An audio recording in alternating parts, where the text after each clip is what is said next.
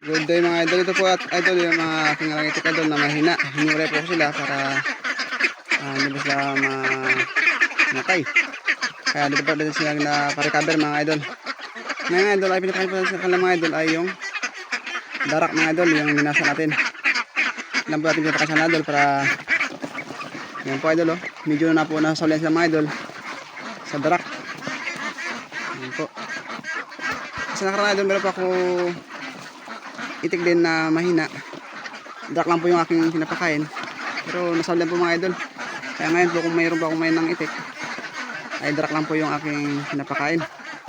Para rin po mga idol ay makaminas-minas po tayo mga idol. Kasi kung magpipis po tayo, ay sigadong magkaso tayo sa fish mga idol. Kaya ito po idol yung aking pinaparecover sa kanila. Darak. Pinasak po yan idol bago nakain sa kanila. Para manok po nila agad yung darak. Kasi kung hindi ko basa, ay baka mayroon po sila maglunok mga idol. Magbara po sa kanilang lamunan. Idol. Yan po idol yung isang lampa. Yan. Yan. May lampa tayo mga idol. Tama yung mga idol na yung mayroon pa lampa sa ating mga itik. Pero okay na po yung mga idol. Ayun siya idol. Nakasurvive din. Inshallah mga idol ay makabay po tayo sa ating alang itik idol sa pag-alaga. Walang araw mga idol ay makabay din mo tayo. Kaya sa ngayon idol ay tisisama tayo sa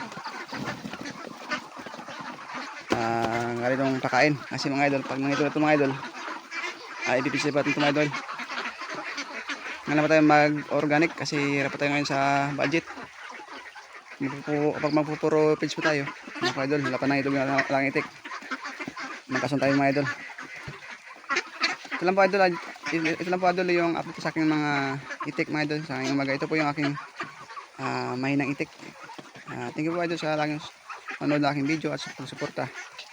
God bless po mga idol. Sana po idol ay supportan niyo po ako sa aking mga video na lalabas mga idol. Everyday po idol. Ang bali ngayon po tayo nakabalik na doon sa pag-vlog. Pero sunod na araw idol ay mag-video naman tayo para sa ating lang itik. Thank you po mga idol.